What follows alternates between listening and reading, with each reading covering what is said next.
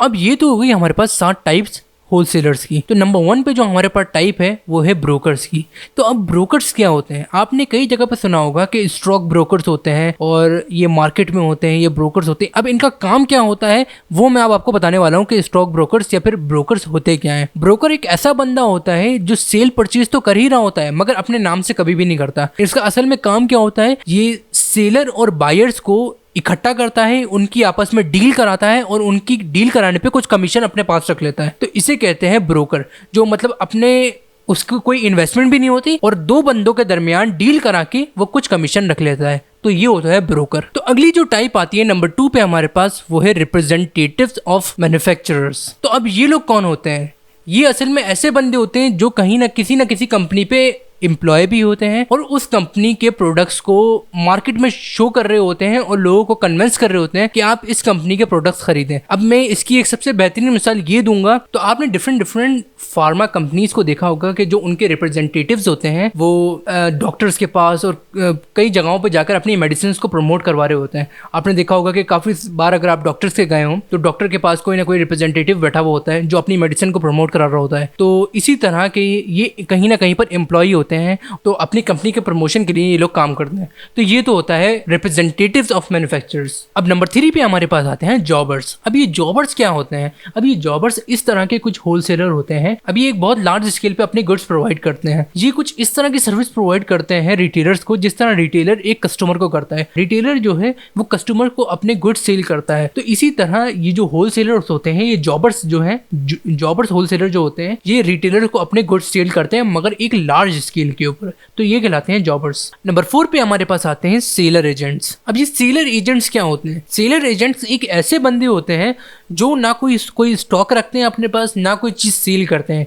Cell करते हैं मगर कुछ अलग नोयत की सेल करते हैं। अब ये कुछ पर्टिकुलर कंपनीज को कुछ सर्टेन गुड्स सोल्ड करते हैं कि मतलब कुछ ऑफिशियल चीज़ें जो होती हैं, जैसे कुछ ऑफिशियल गुड्स हैं, कुछ सर्टेन गुड्स होते हैं, सिर्फ ये वही सेल करते हैं जो सेलर एजेंट कर सकता है। और कुछ लिमिटेड कंपनीज होती हैं जो सेलर एजेंट्स का यूज़ करती है। तो ये होता है सेलर एजेंट। नंबर 5 पे हमारे पास आते हैं रैक मर्चेंट। अब ये रैक मर्चेंट कुछ इस तरह के होलसेलर्स होते हैं जो अपनी शॉप के बाहर काम करते हैं, मतलब आउटसाइड दी शॉप काम करते हैं। अब मान लें कि ऐसे बंदे होते हैं कि ये बाहर से बंदे हायर करते हैं और ओनर्स हायर करते हैं और उनको बोलते हैं कि आप मेरी एक चीज़ सेल करो और जितनी आप चीज़ें सेल करोगे मैं आपको उस चीज़ के उतने % कमीशन दूंगा। अब आपने देखा होगा कि काफ़ी सारी जो 3rd क्लास कंपनीज होती हैं वो जो टीनेजर्स लड़के होते हैं उनको हायर करते हैं और उनको बोलते हैं कि आप, जैसे मार्केटिंग की जो कंपनीज होती हैं वो उनसे बोलते हैं कि आप इनके मतलब कोई भी चीज़ होती है, फला चीज़ आप जाकर बेचो, मैं आपको उस चीज़ को बेचने पर उतने % उसके अमाउंट के हिसाब से, चीज़ के अमाउंट के हिसाब से आपको कमीशन दूंगा। तो ये होता है रैक मर्चेंट। तो ये अपनी शॉप के बाहर काम करते हैं, खुद कोई चीज़ सेल नहीं करते, बंदे हायर करने के बाद अपनी चीज़ें बिकवाते हैं। तो इसे कहते हैं रैक मर्चेंट। अब अगले नंबर पे जो हमारे पास आता है नंबर 6 पर, वो आता है ट्रक डिस्ट्रीब्यूटर। अभी ट्रक डिस्ट्रीब्यूटर कुछ इस तरह के होलसेलर होते हैं जो छोटे पैमाने पे काम करते हैं। छोटे पैमाने पे मतलब ये वो होलसेलर्स होते हैं जो अपनी व्हीकल के अंदर काम करते हैं और अपनी जो गुड्स हैं वो व्हीकल के अंदर ही अंदर, ट्रक के अंदर वो रिटेलर्स को प्रोवाइड करते हैं सस्ते में, थोड़े से कम दामों में। तो इसे कहते हैं ट्रक डिस्ट्रीब्यूटर। जो